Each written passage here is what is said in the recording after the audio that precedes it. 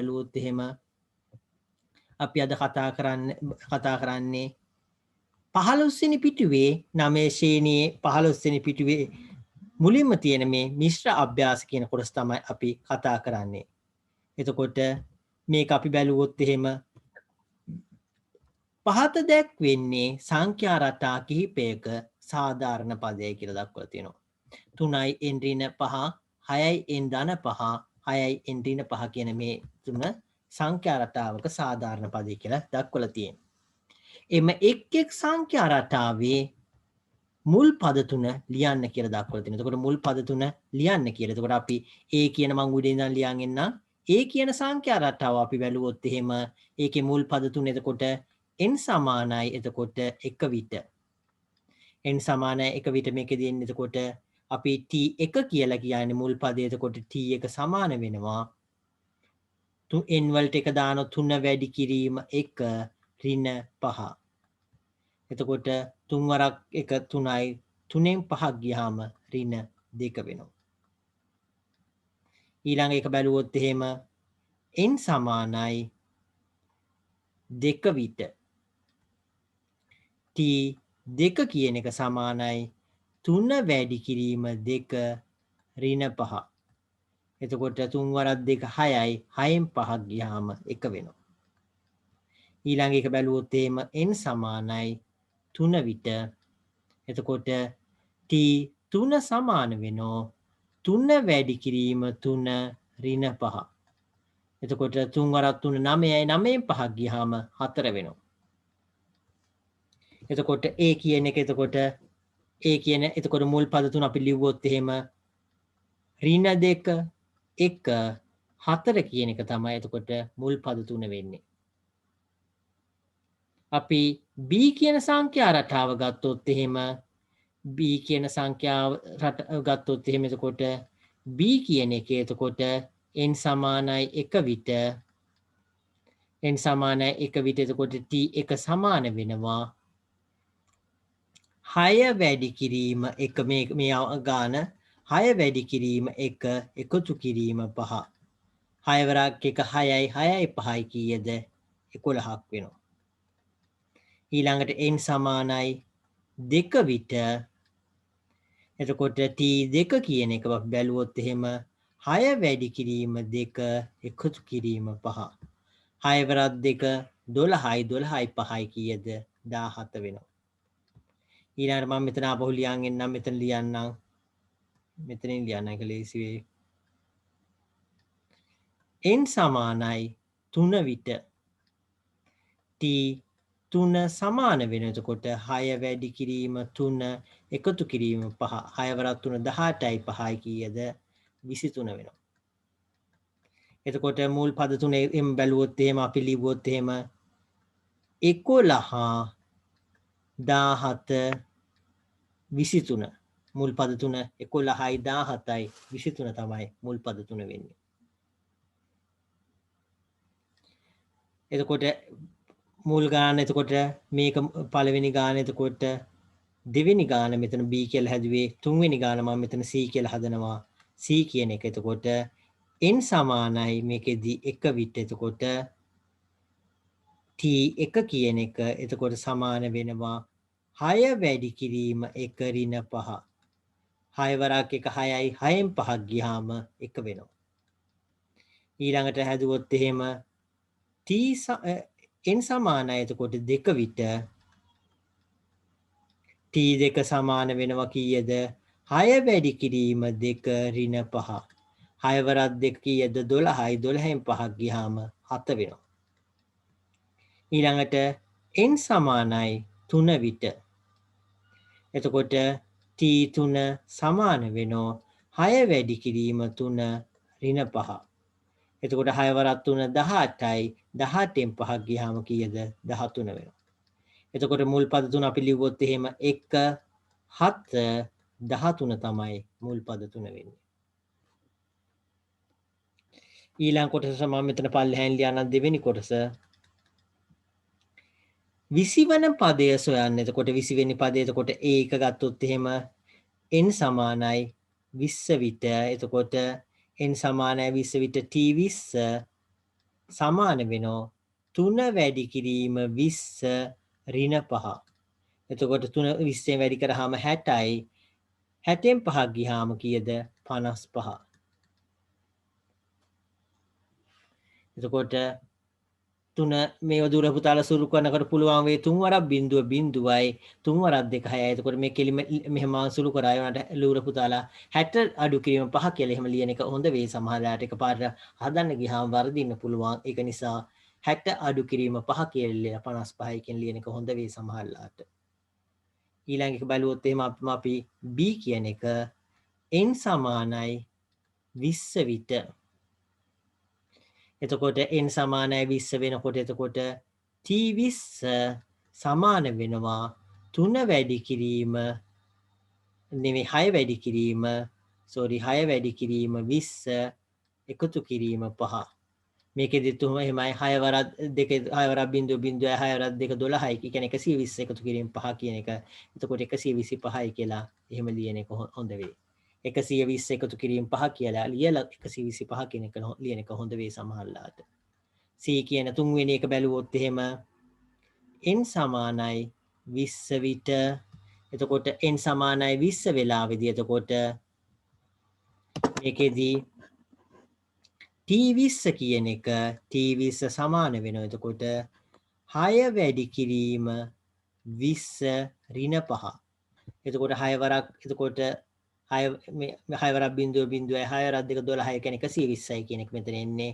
120ෙන් 5ක් ගියාම කීයද? 115ක් වෙනවා. සුළු කිරීම අනිවාර්යයෙන්ම හදලම් පුරුදු වෙන්න වරදින් නැති වෙන සුළු කිරීම හදන්න අනිවාර්යයෙන්ම හදලම් පුරුදු වෙන්න ඕනේ. ඇත්තටම ඒක ඉතාම වැදගත් වෙනවා. සුළු කිරීම කියන එක ඒක ඉහළට යන්න එන්න ඒක සුළු කිරීම කියන එක තමන්ම පුරුදු වෙන්න ඕනේ. ඒක නිසා දූල පුතාලා අනිවාර්යයෙන්ම හදලා පුරුදු වෙන්න.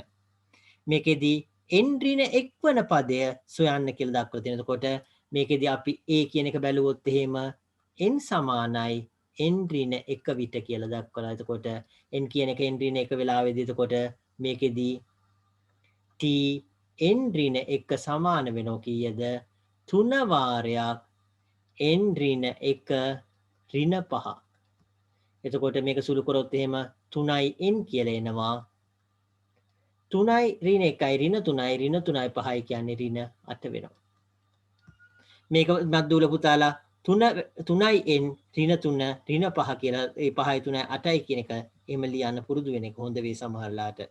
එකපාරටම සුළු කරන්න යන්න එපා සමහර වෙලාවට වර්ධි.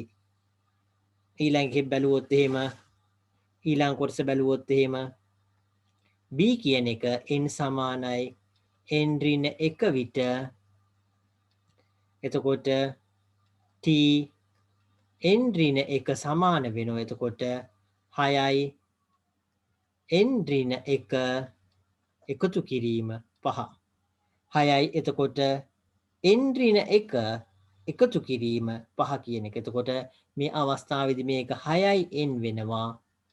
මේකෙදී 6 වරක් ඍණ 1 කියන්නේ ඍණ 6යි ධන 5යි කියන්නේ එතකොට ඍණ 1 වෙනවා.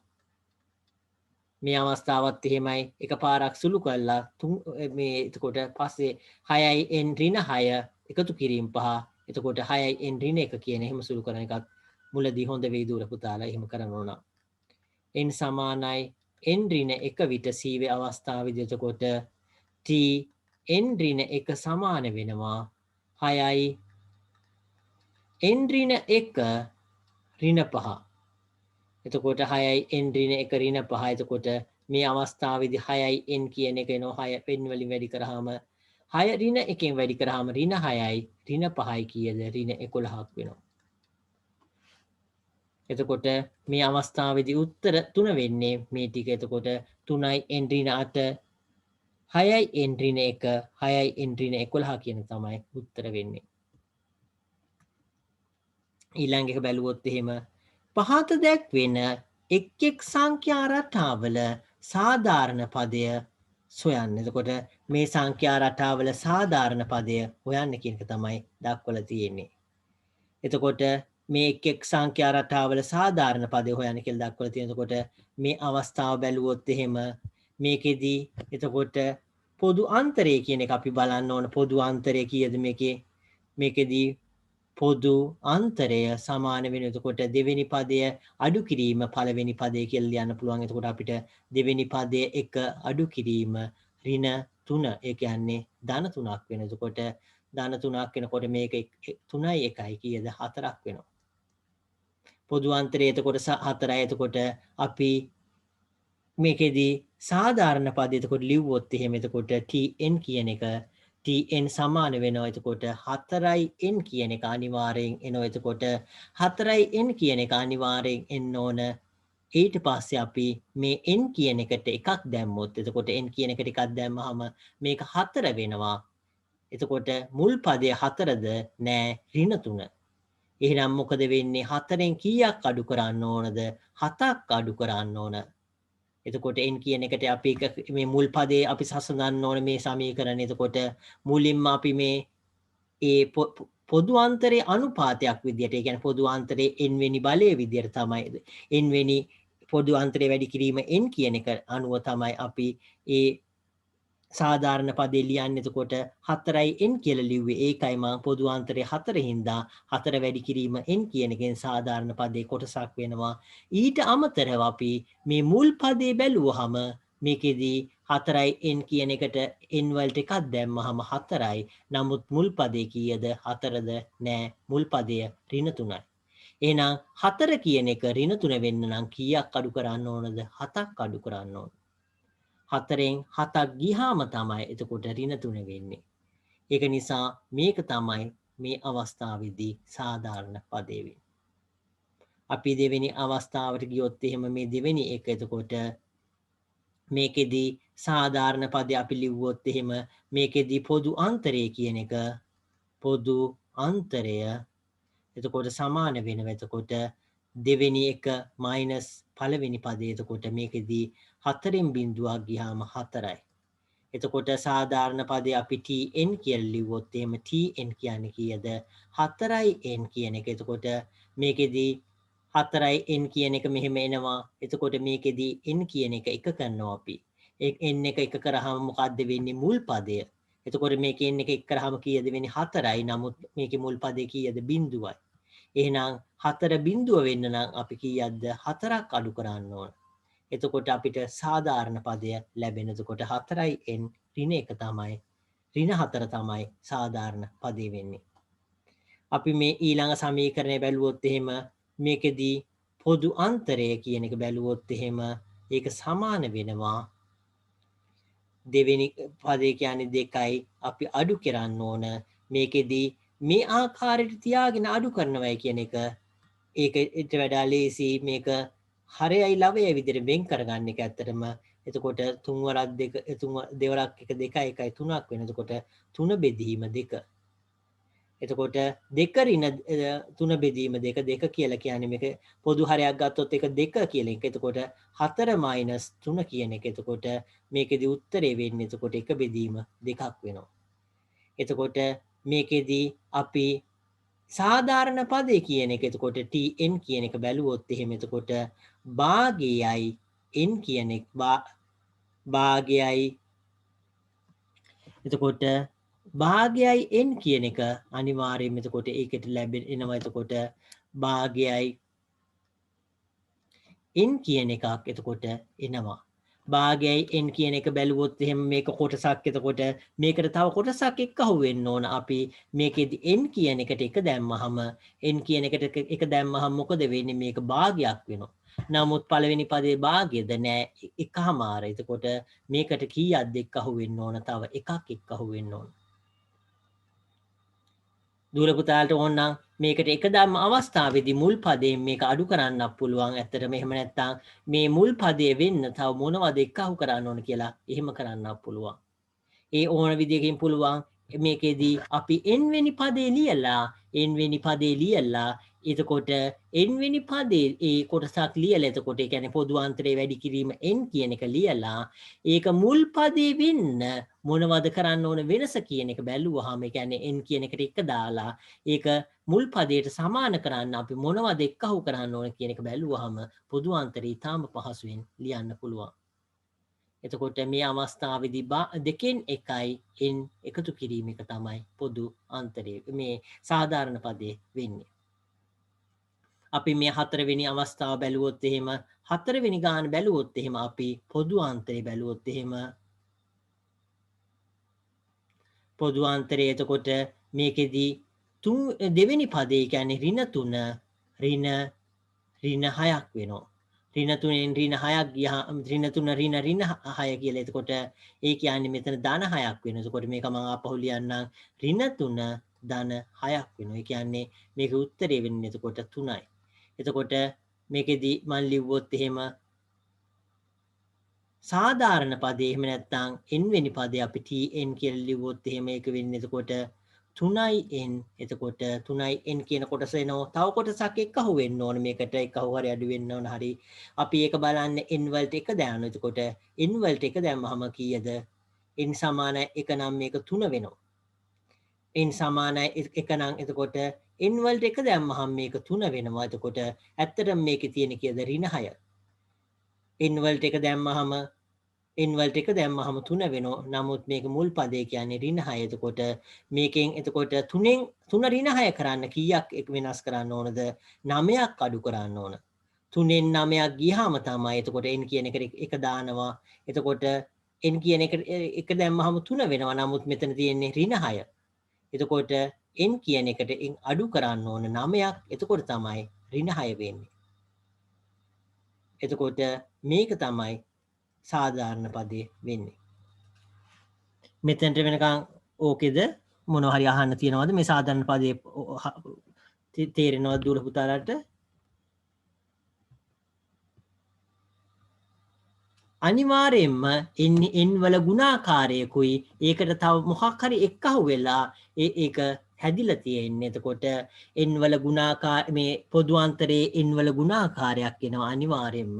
එතකොට පොදු අන්තරයේ n වල ගුණාකාරයකුයි ඒකට මොකක් හරි එක්කහුව වෙලා හෝ අඩු වෙලා තියෙන්නේ. අපි ඒ එක්කහුව වෙච්ච හරි අඩු එක හරි වෙච්චක් හරි බලන්නේ මුල් පදයෙන්.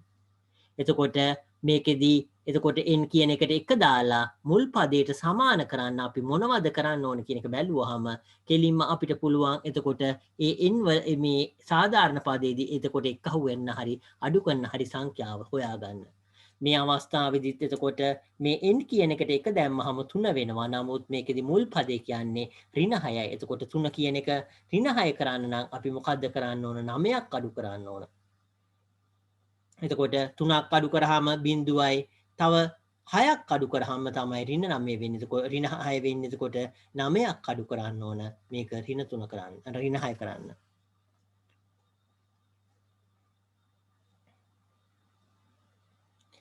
එතකොට අපි ඊළඟ සංඛ්‍යාව ඊළඟ ගාන හදන්න බලාපොරොත්තු වෙනවා. මෙතෙන්ට වෙනකන් කුදුර පුතාලා ඕකේද? අපි ඊළඟ ගාන හදන්න බලාපොරොත්තු වෙනවා.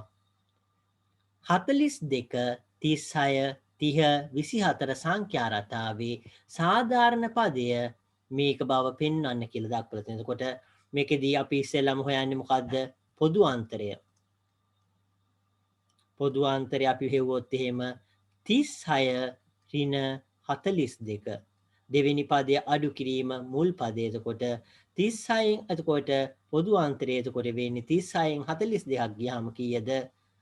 ඍණ 6ක් වෙනවා. 36ට 6ක් එකතු කරාම 42යි. නමුත් මේකෙදී ඒ 36 කියන්නේ මේට වඩා 42 කියන එක ඍණ වෙලා තියෙන. එතකොට ඍණ 6ක් වෙන වෙනස.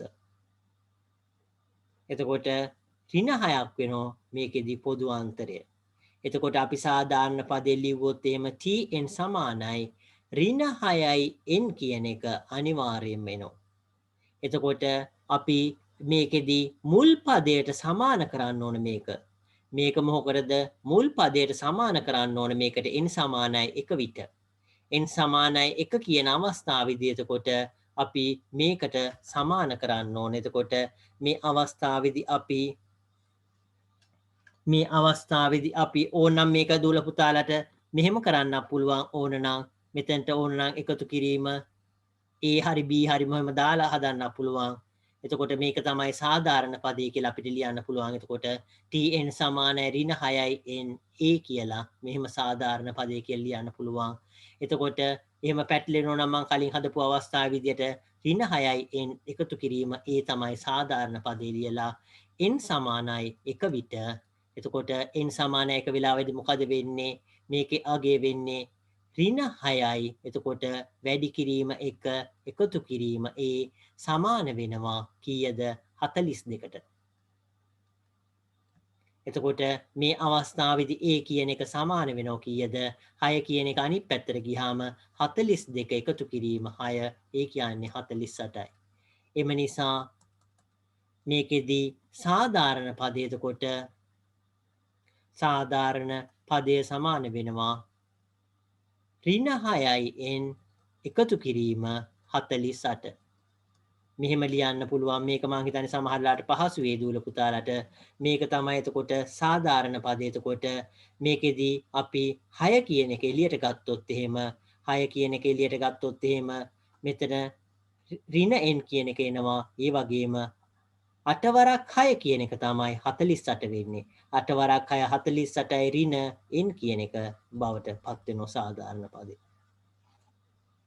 මං හිතන්නේ මෙහෙම A කියලා හරි B හරි කියලා මොකක් හරි සංකේතයක් දාගෙන ඒක හොයන එක සමහර වෙලාවට දූල පුතාලට ඒක පහසුයි කියලා හිතනවා සමහර වෙලාවට. හිතින් හදනවට වැඩිය එහෙම n කියලා A කියලා හරි B හරි මොකක් හරි සංකේතයක් දාලා ඒක හොයලා අපි මේක සාධාරණ පදේ කියලා හිතලා ඒ විවොත් කියලා ලියලා A කියන එක හෙව්වොත් එහෙම ඒක මං හිතන්නේ පහසු වෙයි දූල පුතාලට. එතකොට මේ අවස්ථාව මෙහෙම ලියලා tn ඒ කියන්නේ සාධාරණ පදය. එතකොට මේ පොදු අන්තරේ වැඩි කිරීම n කියන එකයි ඒකට එකතු කරන a හරි a කියලා අපි මෙතන සංකේත ලිව්වේ. එතකොට a කියලා අපි එකතු කරා. එතකොට මේ අවස්ථාවේදී එතකොට n සමානයි 1 විට. එතකොට මේක සමාන වෙන්න ඕන මොකටද? මුල් පදයට. එතකොට මේකට එකතු කර මේ n කියන එකට එක දැම්මහම 6 වැඩි කිරීම 1 එකතු කිරීම ඒ සමාන වෙන්න ඕන කියලා 42ට. එතකොට a කියන එක අපිට ඒකෙන් හොයන්න පුළුවන් 48යි කියලා අපිට එනවා. ඒක මෙතනට ආදේශ කරාම a කියන එක දූල පුතාලා අතින් දාපු දෙයක්. මේ a කියන එක අතින් දාපු දෙයක්. ඒක නිසා ඒක අපි හොයලා ඒකට ආදේශ කරන්න ඕනේ a කියන එක කීය වෙන්නද කියලා. ඒක හොයන්න පුළුවන් වෙන්නේ මේ පළවෙනි පදේ. ඒක දෙවෙනි පදයෙන් උනත් හොයන්න පුළුවන්. ඊටාම පහසුවෙන් හොයන්න පුළුවන් වෙන්නේ පළවෙනි පදයෙන්. ඒක නිසා මේ පළවෙනි පදේ කියන එක භාවිතා කරන්න ඒක ඊටාම පහසු වෙනවා. අනිත් පදයකින් උනත් හොයන්න පුළුවන්. නමුත් ඒක පළවෙනි පදයෙන් හොයන්න එක ලේසි වේ ඇත්තටම. ඒක නිසා එතකොට මේක පුළුවන් අපිට n කියන එක a කියන එක හොයාගෙන ඒක මේකට ආදේශ කරාම ඒ සාධාරණ පදයේ එතකොට ඒකෙන් අපිට ලැබෙනවා. ඊළඟ එක බැලුවොත් එහෙම හතරවෙනි එක උදිත පෞද්ගලික ආයතනයක රැකියාවක් කර. මෙතනට වෙනකන් ඕකේද? මේ සාධාරණ පදේ කියන එක හොයන එක ප්‍රශ්නයක් තියෙනවද? ප්‍රශ්නයක් තියෙනවා නම් chat එකේ ලියන්න පුළුවන්. එහෙම නැත්නම් මයික් එක ඕන් කරලා කියන්න පුළුවන්. සාධාරණ පදේ හොයන එක තව පැහැදිලි කරන්න ඕනද?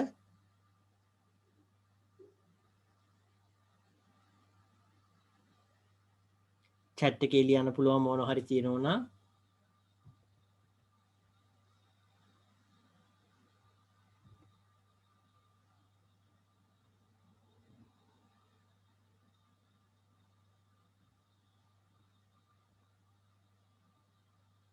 ඕකේ. එතකොට මේ සාධාරණ පදේ කියන එක එතකොට සාධාරණ පදේ කියන එක එතකොට මම කලින් කිව්වා වගේ අපි මම පොඩ්ඩක් ඒක ආපහු පොඩ්ඩක් විස්තර කරන්නම්. සාධාරණ පදේ හොයන එක ඊටාම වැදගත් වෙනවා මේ ගණන් වලදී. එතකොට මේකෙදී අපි කලින් කිව්වා වගේ එතකොට සාධාරණ පදේ කියන එක සාධාරණ පදේ කියන එක එතකොට පොදු අන්තරය පොදු අන්තරය හොයාගෙන ඒකේ n වෙනි බලය එතකොට පොදු අන්තරය හොයාගත්තා. ඒකේ n වෙනි බලය එකතු කිරීම a කියලා හරි මොකක් හරි සංකේතයක් දාලා අපිට ලියලා a කියන එක එතකොට හොයන එක මම හිතන්නේ පහසු වෙයි. ඒක වර්ධින කන්නේ. අපි මේ අවස්ථාවේදී ඒක භාවිතා කරලා මේ සාධාරණ පදේ හොයන්න බලාපොරොත්තු වෙන ඊළඟ අවස්ථාවේදී ඊළඟ එක බැලුවොත් එහෙම උදිත පෞද්ගලික ආයතනයක රැකියාව කරයි. ඔහුගේ ආරම්භක මූලික වැටුප වූයේ රුපියල් 25000කි.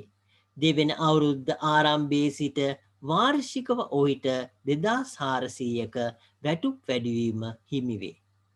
එතකොට 2400 ගානේ වාර්ෂිකව එතකොට මෙයාගේ පඩිය වැඩි වෙනවා කියලා දක්වලා තියෙනවා. දෙවෙනි අවුරුද්ද ආරම්භයේ ඔහුගේ මාසික වැටුප කීයද කියලා අහනවා. එතකොට දෙවෙනි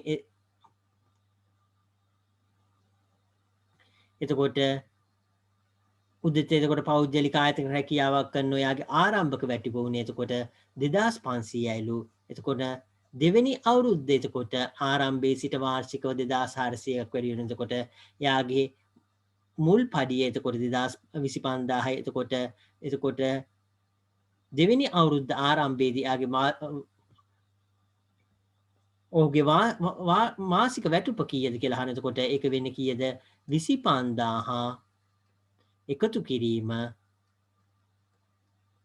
2400. එතකොට 25000 එකතු කිරීම 2400 තමයි දෙවෙනි අවුරුද්ද ආරම්භයේදී ඔහුගේ මාසික වැටුප වෙන්නේ. එතකොට මේක එක්කහුව කරාම අපි කීයද? 25000යි 2400 කියන්නේ 27400ක් වෙනවා රුපියල්. රුපියල් කියන එක අනිවාර්යෙන් ලියන්න රුපියල් 27400ක් කියලා. එහෙම ලියන්න එක වැදගත් වේ.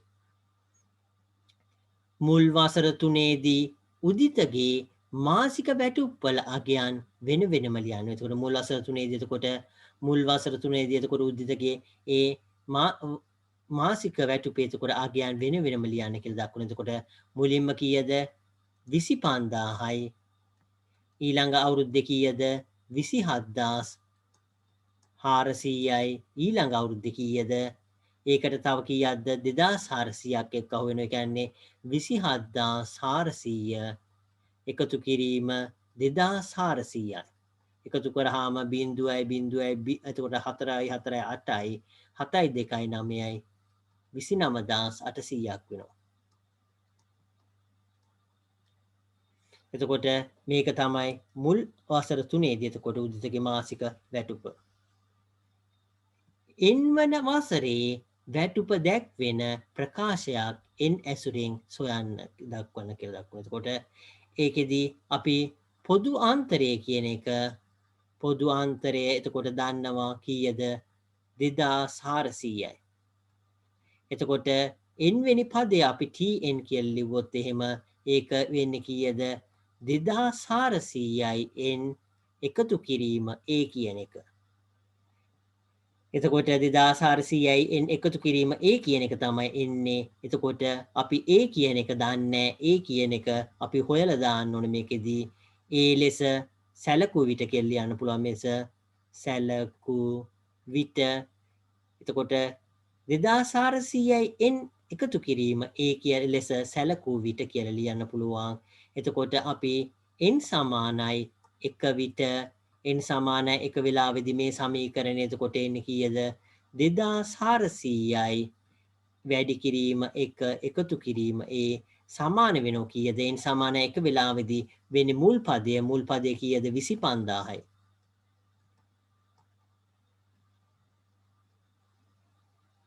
එතකොට මේකෙදි 25000ක් වෙනවා. එතකොට මේ අවස්ථාවේදී එතකොට 2400 වැඩි කිරීම එක කියන්නේ 2400 එකතු කිරීමේ සමානයි 25000ක් වෙනවා. එතකොට ඒ සමාන වෙනවා. එතකොට 25000 ඍණ 2400.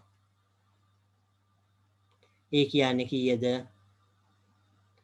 මේක දුල පුතල මෙහෙම පිටිපස්සේ ඉඳන් අඩු කරන් එන්න බිඳුවෙන් බිඳුවක් එතකොට බිඳුවයි බිඳුවෙන් බිඳුවක් බිඳුවයි බිඳුවෙන් 4ක් බෑ 10න් 4ක් ගියාම 6යි.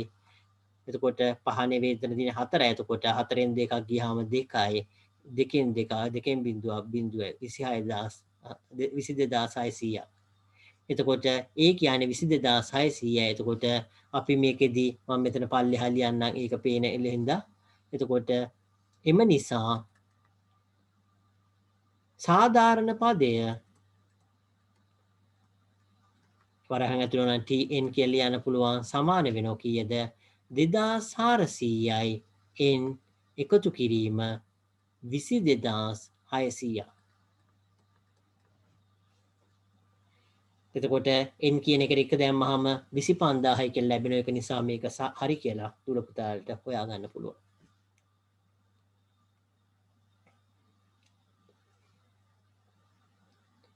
ඊළඟ එක බැලුවොත් එහෙම 4 වෙනි එක 5 වන වසරේදී ඔහුගේ මාසික වැටුප 3ේදී ලබාගත් ප්‍රකාශය ඇසුරෙන් සොයන්න. එතකොට මේ අවස්ථාවේදී n සමානයි කීයද? 5යි. 5 වන වසරේදී එතකොට n සමානයි 5 විට t 5 කියන එක සමාන වෙනවා 2400 වැඩි කිරීම 5 එකතු කිරීම 22 22600 කියන එක. එතකොට මේ අවස්ථාවේදී 2400 5 කීයද? 12000ක් වෙනවා. එතකොට මම ඕන වැඩි කරන්නම් බිඳුව පස්සරක් බිඳුව බිඳුවයි පස්සරක් බිඳුව බිඳුවයි පස්සරක් 4 20න් බිඳුව දෙකක් ඉතුරුයි පස්සරක් 2 10යි 2 12යි. එතකොට 22600යි. මේක එක්කහු කරාම එතකොට අපි කීයක් වෙනවද? මම පිටිපස්සේ ඉඳන් එක්කහු කරන්නම් 0යි 0යි 0යි 0යි 0යි 0යි 6යි 0යි 6යි 2යි 2යි 4යි 2යි 1යි 3යි 34600ක් වෙනවා. එතකොට ඒකේ ඒ පස්වෙනි අවුරුද්දේදී එයාගේ මාසික වැටුප වෙන්නේ කීයද? 34600ක් වෙනවා.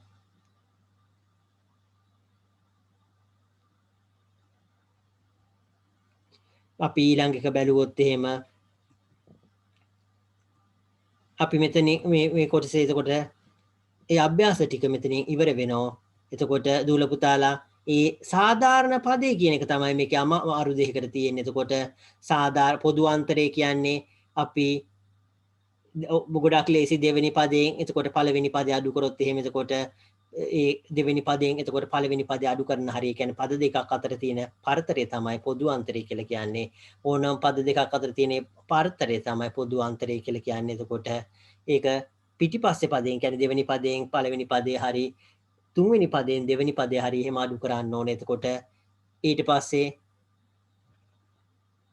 සාධාරණ පදේ අපි tn වලින් දැක්වුවොත් එහෙම සාධාරණ පදේ එතකොට අපි පොදු අන්තරය එතකොට අපි tn කියන එකෙන් සාධාරණ පදේ දැක්වුවාම එතකොට ඒ සාධාරණ පදේ කියන එක එතකොට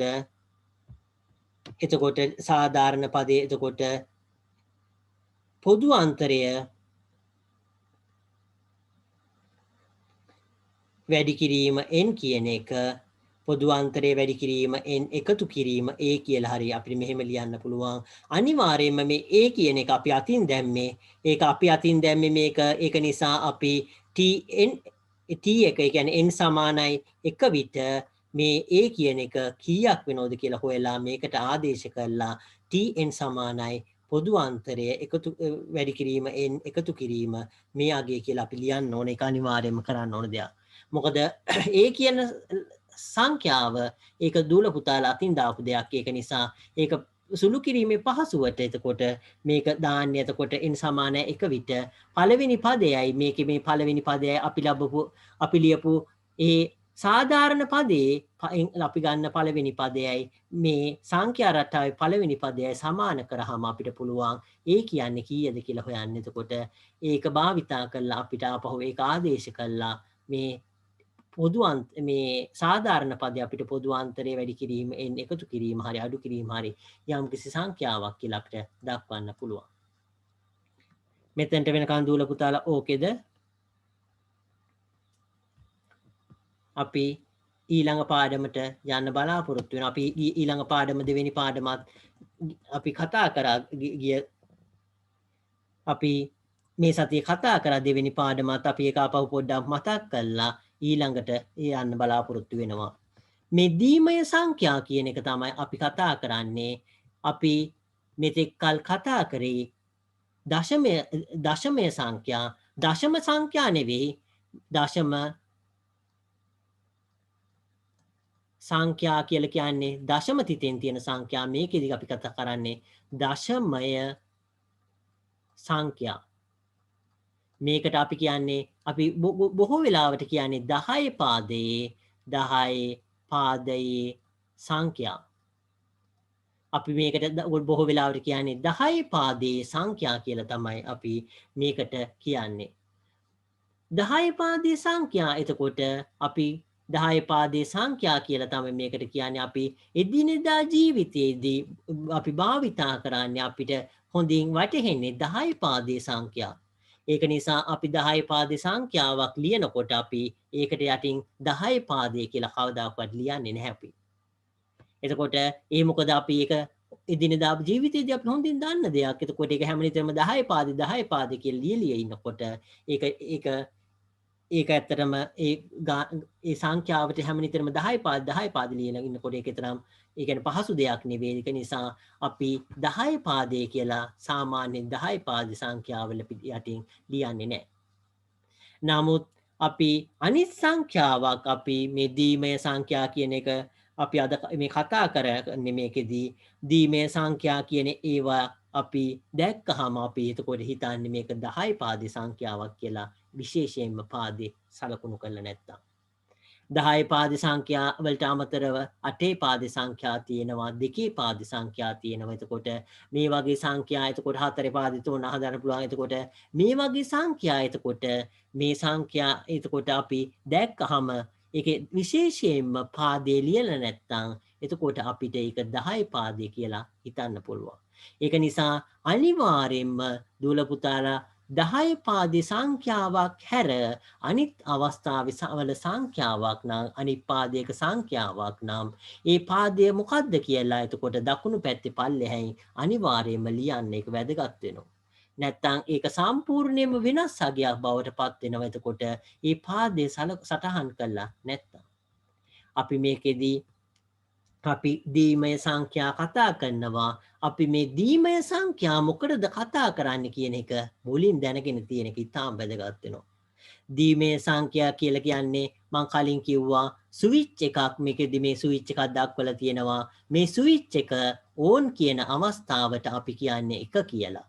මේ ස්විච් එක ඕෆ් කියන අවස්ථාවට අපි කියන්නේ බිඳුව කියලා. එතකොට මේ ස්විච් එක ඕන් ඕෆ් කරනවා කියන එක අපි දූල පුතාලා ගෙදර ලයිට් එකක් දානවා කිව්වොත් එතකොට ඒකට අපි හිතන්න පුළුවන් දූල පුතාලා ගෙදර ලයිට් එක දාන්න එතකොට ලයිට් එකේ ස්විච් එක ඔබුවාම එතකොට ඒක ලයිට් එක පත් වුණාම 1 කියලා කියනවා. එතකොට ලයිට් එක ඕෆ් වුණාම බිඳුව කියලා කියනවා. එහෙම නැත්නම් දූල පුතාලා ඒ ලයිට් එක දානකොට මොකක් හරි සද්දයක් මේ ඇහෙන සලස්සල එතකොට ඒ සද්ද ඇහුණාම ලයිට් එක දාන්න කියලා අපිට මේ සංඥාවක් දෙන්න පුළුවන්. එතකොට ඕනනම් එතකොට ඒ සංඥාව ආව කියන එකට එතකොට 1 කියලා කියන්න පුළුවන්. සංඥාව නැති වෙලාවෙදී අපි බිඳුව කියලා කියන්න පුළුවන්. එහෙම නැත්නම් අපි හිතුවොත් එහෙම ලයිට් එක දැම්මහම එතකොට ආලෝකය තියෙයි. ආලෝකය තියෙනවා නම් එතකොට 1 කියලා කියන්න පුළුවන්. ආලෝකය නැත්තම් ආලෝකය නැති අවස්ථාවේදී අපිට බිඳුව කියලා කියන්න පුළුවන්. ඒ වගේ ඒ විවිධ අවස්ථා අපිට එහෙම 1 බිඳුව කියලා අපිට තීරණය කරන්න පුළුවන්. එතකොට ඒ අවස්ථාව අනුව එතකොට අපි යම් කිසි දෙයක් කරනවා. ඒ කියන්නේ ස්විච් එකක් ඕන් කරන එක 1 කියලා කියන්නේ ස්විච් එකක් ඕෆ් කරන එක බිඳුව කියලා අපි ගොඩක් වෙලාවට පරිගණකයක එහෙම වෙන්න පුළුවන්. ඒ දුරකථන එක වෙන්න පුළුවන්, කැල්කියුලේටර් එක වෙන්න පුළුවන්. අපි මේ වගේ ස්විච් එකක් ඕන් කරන එකට තමයි 1 කියලා කියන්නේ. ස්විච් එකක් ඕෆ් කරන එකට අපි බිඳුව කියලා කියනවා. එතකොට ස්විච් එකක තියෙන්න පුළුවන් ඕන් ඕෆ් කියලා මේ දෙක විතරයි තියෙන්න පුළුවන්. ඒක නිසා තමයි අපි මේ දශමය සංඛ්‍යා නෙවෙයි භාවිතා කරන්නේ මේකෙදී. එතකොට දීමේ සංඛ්‍යා. එතකොට දශමය සංඛ්‍යා කියනකොට ඉලක්කම් 10ක් තියෙනවා. එතකොට ස්විච් එකකට තියෙන කීයද? එතකොට ඕන් ඕෆ් කියලා අවස්ථා දෙක විතරයි. දශමය සංඛ්‍යා එහෙම නැත්නම් දශමය සංඛ්‍යා එහෙම නැත්නම් 10 පාදේ සංඛ්‍යා අපි බැලුවොත් එහෙම 0 1 2 3 4 5 6 7 8 9 කියන මේ සංඛ්‍යා එතකොට මේ සංඛ්‍යා එතකොට මේ කීයක් තියෙනවද 10ක් තියෙන සංඛ්‍යා. එතකොට මේ සංඛ්‍යා 10ක් කියන්නේ අවස්ථා 10ක් තියෙනවා. එතකොට දූල පුතාලා ස්විච් එකක් බැලුවොත් එහෙම ප්ලග් මේ ලයිට් එකේ ස්විච් එක එහෙම බැලුවොත් එහෙම එතකොට ඒකේ තියෙන්නේ මොකද්ද ඕන් කරනවයි ඕෆ් කරනවයි කියන අවස්ථා දෙක පමණයි තියෙන්නේ. එතකොට ඕන් ඕෆ් කරනවා කියන ඒ අවස්ථා දෙක පමණයි තියෙන්නේ. එහෙනම් එතකොට අපි මේ ස්විච් එක ඕන් කරන එක එතකොට අපි 1 කියලා කියනවා. ස්විච් එක ඕෆ් කරනවා කියන එකට එතකොට අපි 0 කියනවා.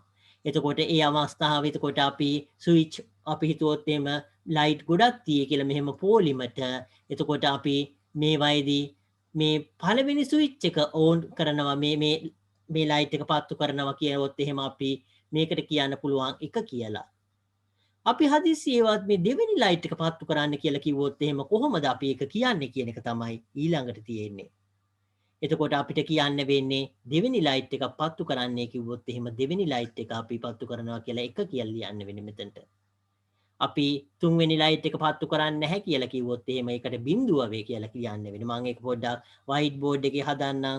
පොඩ්ඩක් ඒක මම වයිට් බෝඩ් එකේ ලියන්නම්. තව පොඩි වෙලාවයි තියෙනවා මම ඒ ටිකේ ඒ වයිට් බෝඩ් එකේ ඒක පොඩ්ඩක් ලියලා පෙන්නන්නම් දූල පුතාලට.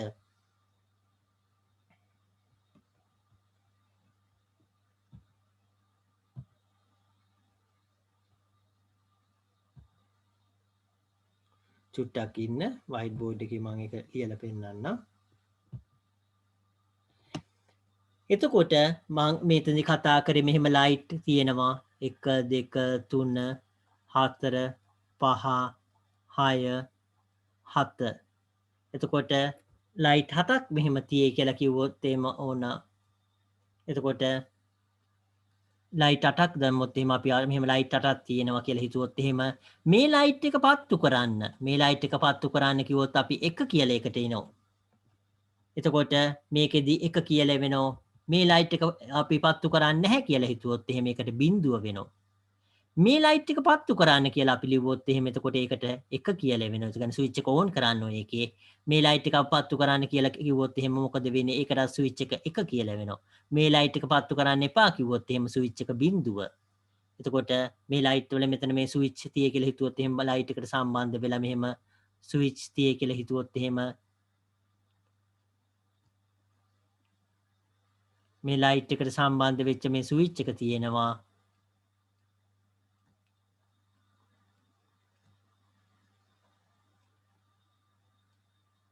මෙහෙම ස්විච් එක මෙතන මේ පොඩ්ඩක් එහාට වුණා මෙතන. මෙහෙම ස්විච් එක තියෙනවා කියලා හිතුවොත් එහෙම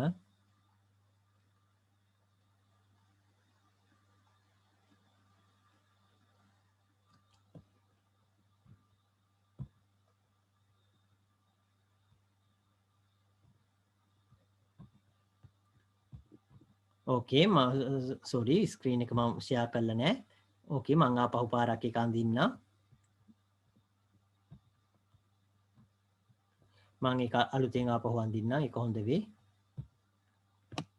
අපි ලයිට් එතකොට මෙහෙම මෙතන අපි ලයිට් තියේ කියලා හිතුවොත් එහෙම ලයිට් එක ලයිට් එකක් තියෙනවා.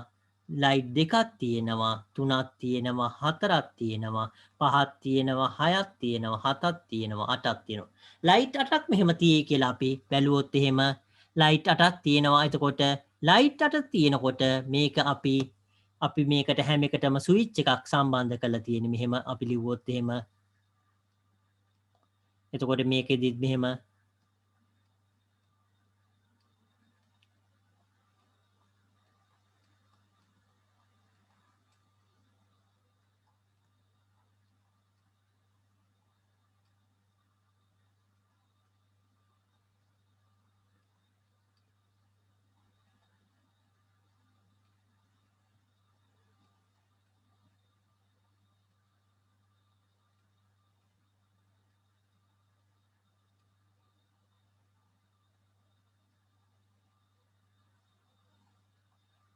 මේ ආකාරයට ස්විච් තියෙනවා. අපි මේ ලයිට් එක පත්තු කරන්නේ ඕනේ කියලා අපි මෙහෙම පත්තු කරන්න ඕනේ කියලා ඉවොත් එහෙනම් මේ ස්විච් එක මොකද කරන්නේ? ඕන් කරන්න ඕනේ. ඒ කියන්නේ ස්විච් එක පල්ලෙහාට දාලා ඕන් කරන්න කියන එක තමයි එක කියලා කියන්නේ. මේ ස්විච් එක මේක පවත්තු කරන්න ඕනේ නැහැ. ඒ කියන්නේ මේක මෙහෙමම තියෙන්න අරින කියන එක එතකොට බිඳුව. මේක පත්තු කරන්නේ කියලා කිව්වොත් එහෙම එතකොට අපි මේකට එක කියලා. ඒ කියන්නේ මේ ස්විච් එක පල්ලෙහාට දාන්න කියන එක. මේක අපි පල්ලෙන එකක් පත්තු කරන්න ඕන කියලා කිව්වොත් එහෙම මේක පත්තු කරන්න. ඒ කියන්නේ මේ ස්විච් එක මෙහෙම පල්ලෙහාට දාන්න. එතකොට අපි ඊළඟ එක බැලුවොත් එහෙම එතකොට ඊළඟ එක බැලුවොත් එහෙම මේ ස්විච් එක අපි පත්තු කරන්නේ නැහැ කියලා කිව්වොත් එහෙමමයි. මේක පත්තු කරන්න කිව්වොත් 1යි මේක පල්ලෙහාට දාන්න. මේක පත්තු කරන්නේ නැහැ කිව්වොත් 0යි. මේක පත්තු කරන්නේ කිව්වොත් එහෙම මේක පල්ලෙහාට දාන්න ඕනේ මේ 1යි. එතකොට මේ වගේ අවස්ථා එතකොට අපි මේ වගේ ලයිට් පොලිමක් තියෙන එතකොට ලයිට් 8ක් තියෙනවා මෙතන.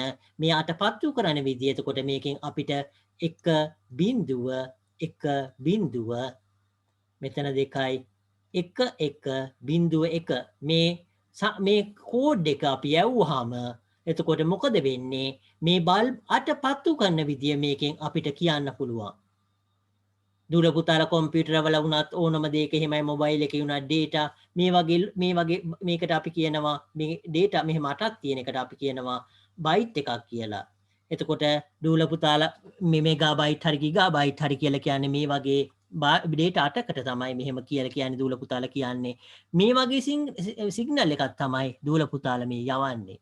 එතකොට මේ වගේ එකක් අපි යවුවාම මේ මුල් ලයිට් එක එතකොට මේක පත්තු වෙනවා දෙවෙනි එක පත්තු වෙන්නේ නැහැ මේක පත්තු වෙනවා මේක පත්තු වෙනවා මේක පත්තු වෙන්නේ නැහැ මේක පත්තු වෙනවා මේක පත්තු වෙන්නේ නැහැ මේක පත්තු වෙනවා එහෙම වෙනවා එතකොට අපිට මේ වගේ සිග්නල් එකක් එතකොට යවන්නකොට ඊළඟට අපි ඊළඟට මේක වෙනස් කරොත් මේක අපි ඊළඟට හිතුවොත් එහෙම මේක නිවන්න ඕන මේක පත්තු කරන්න ඕන මේක නිවන්න ඕන මේක පත්තු කරන්න ඕන මේක පත්තු කරන්න ඕන මේක නිවන්න ඕන මේක පත්තු කළා මේක පත්තු කරන්න ඕන කිව්වොත් එතකොට අපි ඊළඟට යවන සිග්නල් එක මොකද්ද මේකේ පොලිමට අපි මෙහෙම යවනවා එතකොට 1.1 අපි මෙහෙම සිග්නල් එකක් යවුවාම එතකොට වෙන්නේ මුලින්ම මේක මේ විදිහට පත්තු වෙනවා ඊට පස්සේ මේ ආකාරයට ඒ කියන්නේ මෙතන මේ ලයිට් එක නිවිලා මේක පත්තු වෙලා එහෙම මේ පොලිමේ තියෙන ආකාරයට එක පත්තු වෙන්න බලනවා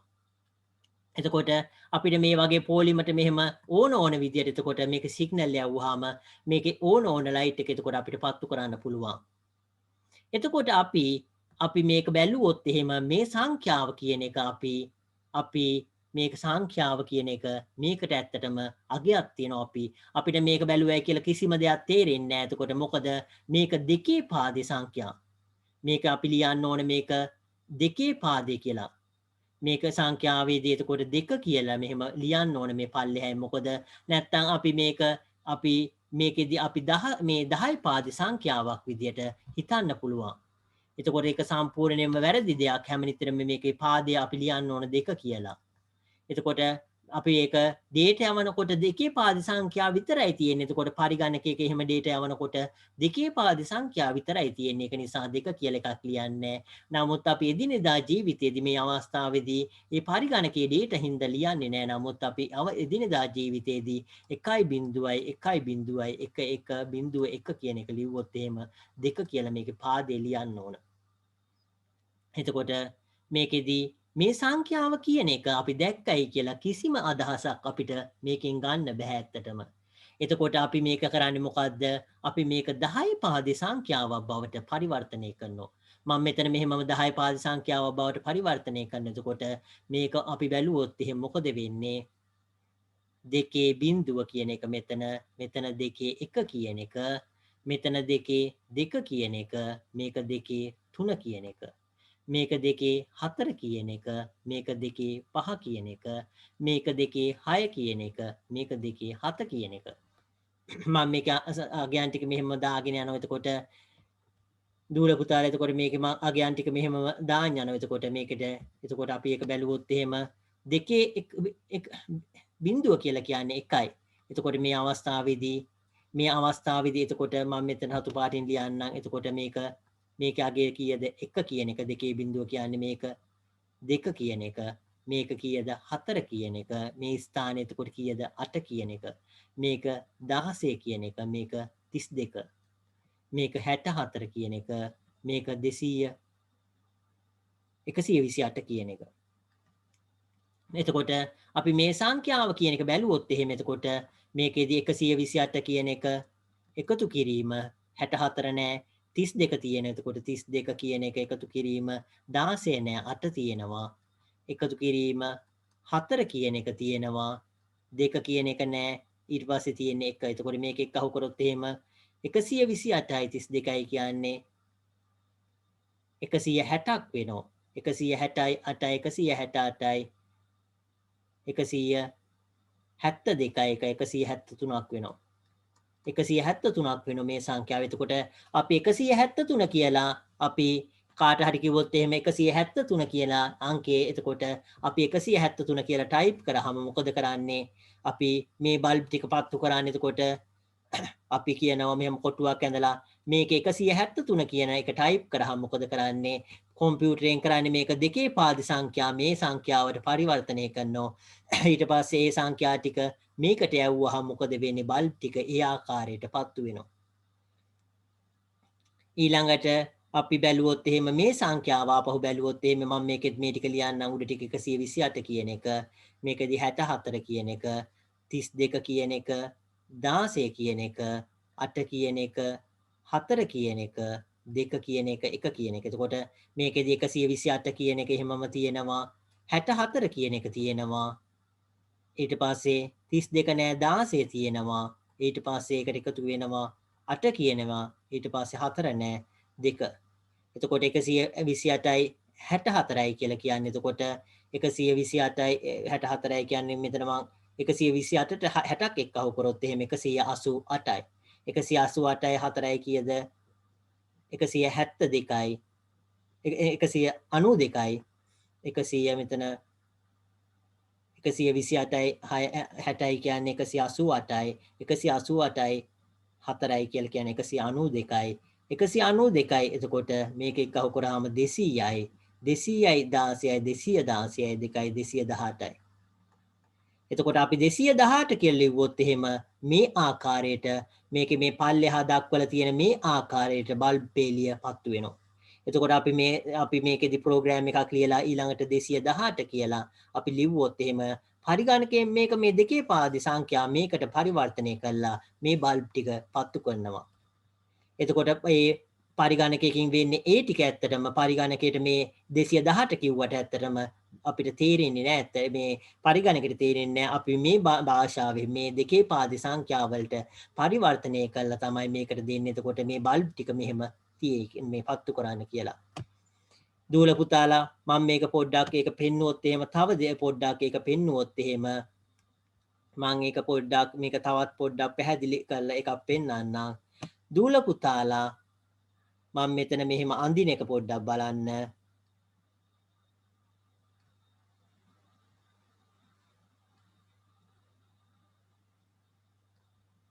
ඒක පොඩ්ඩක් වෙනස් වුණා පොඩ්ඩක් මෙතන. මම ඒක ආපහු අඳින්නම්. මම ඒක ආපහු පාරක් අඳින්නම්. ඒක හොඳ වෙයි.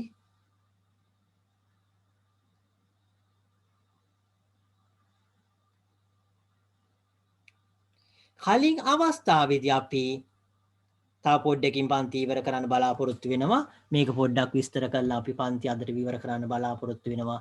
මෙතනදී අපි කලින් අවස්ථාවේදී අපි බල්බ් මෙහෙම 4යි 5යි 6යි 7යි 8යි බල්බ් 8ක් ඇඳා. මේක බලන්න දූල පුතාලා පොඩ්ඩක් මෙතන මම මෙතන පිළිවෙලක් තියෙනවා. ඇත්තට මම ඒ පිළිවෙලෙන් පිට තමයි ලියන්නේ මේ අවස්ථාවේදී මට පිළිවෙල මතක නෑ ඇත්තටම. මේකෙදි මම මෙතන පිළිවෙල පිටින්දා මම මේකෙදි ABCD කියලා ඉලක්කම් එන්නේ ඇත්තටම මම ඒක පොඩ්ඩක් ලිව්වොත් එහෙම මේ පිළිවෙලෙන් පිට ලියන්නේ ඒක හොඳින් මතක තියාගන්න. ඒක පිළිවෙලක් තියෙනවා ඇත්තටම. මම මේක A කියලා ලිව්වොත් එහෙම මේක B මේක C මේක D මේක E මේක F මේක G මේ පිළිවෙල දන්නේ නැහැ මම ඒනට මේක පිළිවෙලෙන් පිට සමහරවල් ලියලා ඇත්තේ. එතකොට දූල පුතාලා මේකේ 7 කියලා මේ සංඛ්‍යාව බලන්න මම මේකෙදී මේ අවස්ථාවේදී A කියන එක එතකොට A කියන එක දල්වනවා B කියන එක දල්වනවා. එතකොට A කියන එකයි B කියන එකයි C කියන එකයි මේක දැල්ලුවොත් එතකොට මොකද වෙන්නේ? මම ඒ ටික මෙතනින් අඳින්නම්. A කියන එක දල්වනවා B කියන එක දල්වනවා C කියන එක දැල්ලුවා. මොකද්ද මේකෙන් දූල පුතාලට එන්නේ 7 කියන ඉලක්කම. 7 කියන ඉලක්කම මේකෙන් දැක්වෙන්නේ දූල පුතාලට. එතකොට අපි මේ A B C කියන ඒවා දල්වන්න කියලා අපි මෙහෙම කලින් අවස්ථාවේදී ඒ ඉලක්කම් 8න් A B C 3 විතරක් දල්වන්න අනිත් ඒවා දල්වන්න එපා කියලා මෙහෙම සංකේතයක් යවුවාම අපිට මේ 7 කියන එක අපිට ඒ හදාගන්න පුළුවන් ඉලෙක්ට්‍රොනික සර්කිට් එකකින් අතට පරිගණකයෙන් වුණත් එහෙම අපිට 7 කියලා අඳින්න පුළුවන් මෙහෙම. ඒ වගේම මේකෙදි මං නිල් පාටින් ලියන්නම් A කියන එක දල්වනවා B කියන එක දල්වනවා G කියන එක දල්වනවා C කියන එක දල්වනවා D කියන එක දල්වනවා. එතකොට හැදෙන්නේ මොකද්ද? කලින් අවස්ථාවේදී මේකෙදි 7 කියන එක හැදුනේ. මේ අවස්ථාවේදී හැදෙන්නේ මොකද්ද? 3 කියලා. 3 කියන එක හදන්න නම් A කියන එක B කියන එක C කියන එක D කියන එක G කියන එක මේ ටික දැල්ලුවාම එතකොට A B C D ඊට පස්සේ E F G කියන එක එතකොට G කියන එකත් එතකොට දාල්වනවා ඊට පස්සේ F කියන එක නෑ. එතකොට මේක යවුවාම මොකද වෙන්නේ? 3 කියලා අපිට ලියන්න පුළුවන්. එතකොට මේ අපි 3 කියලා මේක ඉලක්කමක් හදලා ඉලක්කම මෙතන අපි මෙහෙම ඒ 3 කියන එක එතකොට 3 කියලා අපි බොත්තමක් හදලා ඒක එබුවාම මේ සංඛ්‍යා මේක යවන්න විදියට තමයි හදන්නේ. එතකොට මේක 7 කියලා දුල පුතාලා පරිගණකේ තියෙනවා. තියෙන ඒ පල්ලෙහා තියෙන්නේ මොකද්ද මේ වගේ සංඛ්‍යාවක් යවන්න. මේක නෙවෙයි ඇත්තටම මේක මේ ඉලෙක්ට්‍රොනික සර්කිට් එකකදී එන වෙලදී එතකොට පරිගණකේ දෙන්නේ තව ටිකක් වෙනස් වෙනවා ඇත්තට මේක. ඒ පරිගණකයක තියෙන්නේ එතකොට මේ වගේ දේවල් වලින් තමයි ඒ පින්තූර මේවා අඳින්නේ ඇත්තටම. අපි ඒ ඉලක්කම් ඒව ලියන්නේ මේ විදියට ඇත්තටම. එතකොට ඒක මෙහෙම කියලා දාන්න දුල පුතාලා අයන්න උනත් ලියනකොට අයන්න කියන එක එතකොට මේ වගේ ඉලක්කම් වලින් හැදිච්ච එකක්. ඒ කියන්නේ ඒ කියන එක නම් එතකොට ඒ කියන එක මේකෙදි ඕනනම් ඒ වගේ හදන්න පුළුවන් අපිට මේ අවස්ථාවේදී මං ඒ කියන එක ලිව්වොත් එහෙම මෙතන අපි ලියනවා මේක ලියනවා මේක එනවා මැද ලිව්වා. එතකොට මේක A කියන අකුර තමයි මේකෙදි හැදෙන්නේ මේ. එතකොට ඒ වගේ ඒ සංඛ්‍යා එතකොට මේ බයිට් දූල පුතාලා මෙගාබයිට් එහෙම කියලා කියන්නේ මේ වගේ ඉලක්කම් මේවා මේ එකේ මෙහෙම මේවා කීයක් දූල පුතාලා මෙතන කමාවක් දාන්නේ. එතකොට මෙහෙම මේ වගේ ඒ අටේ ගොඩවල් කීයක් දූල පුතාලා යවනවද කියන එක තමයි ඒකෙදි කියන්නේ ඇත්තටම. ඒක තමයි අපි මේ 10 පාදේ සංඛ්‍යාවලින් තමයි අපි මේවා 10 පාදේ සංඛ්‍යාවක් අපි දෙකේ පාදයට පරිගණකයෙන් හෝමාරු කරනවා. එතකොට දෙකේ පාදයට හරවලා දෙකේ පාදෙන් එයා වැඩ කළා අපිට 10 පාදයට හරි ගස්සලා අපිට පෙන්නනවා. ඒක තමයි වෙන්නේ ඇත්තටම. ඒක තමයි පරිගණකයක ඒවයි සිද්ධ වෙන්නේ සිද්ධාන්තය. ඒක අපිට තේරුම් ගන්න තමයි අපි මේ දෙවෙනි පාඩමේදී එතකොට මේ 10 පාදි සංඛ්‍යා ඒ දෙකේ පාදි සංඛ්‍යා බවට පරිවර්තනය කරන ආකාරය ඉගෙන ගන්නේ.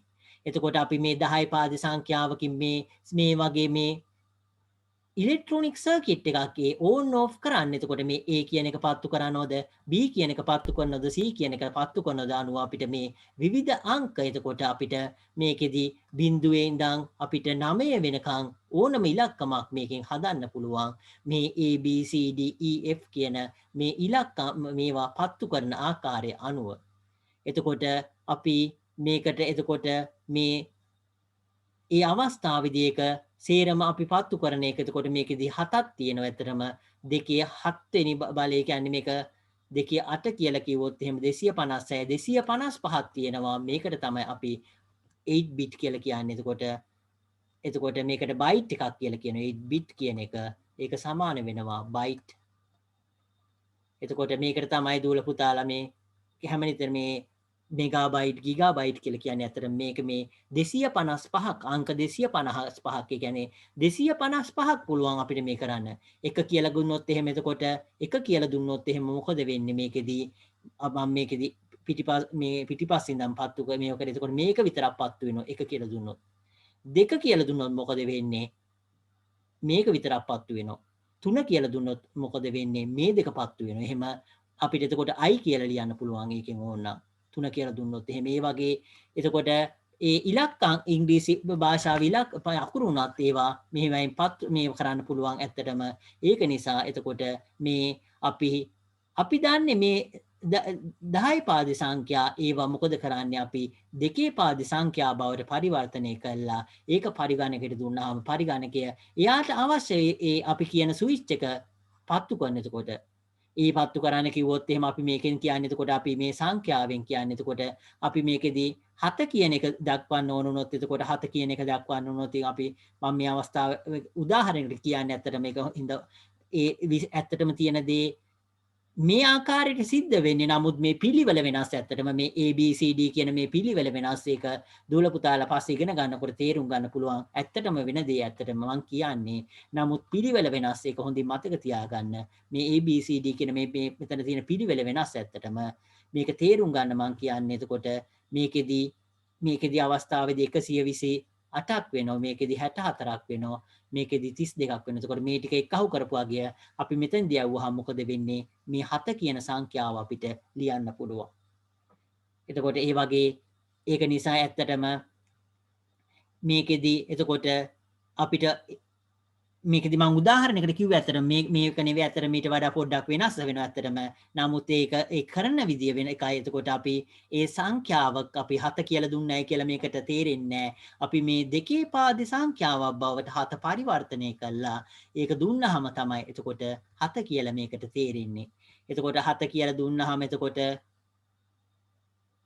එතකොට ඒ අවස්ථාව මම හිතන්නේ මේක පිටිපස්සෙන් ලිව්වහනම් කිරීම 7 කියලා එනවා. එතකොට මේකේදී ABCD කියන පිළිවෙල මම මේ පැත්තට ලිව්වා. මේ පැත්ත නෙමෙයි මම හිතන්නේ අනිත් පැත්ත. එතකොට මේකේදී 7 කියන එනකොට A B C D E F G කියන. එතකොට මේකේදී දෙකේ බිඳුව කියලා කියන්නේ 1යි. මේක 2යි. මේක 4යි. එතකොට 4යි 2යි 6යි 7 කියලා එනවා. එතකොට මේක 7 වෙනවා.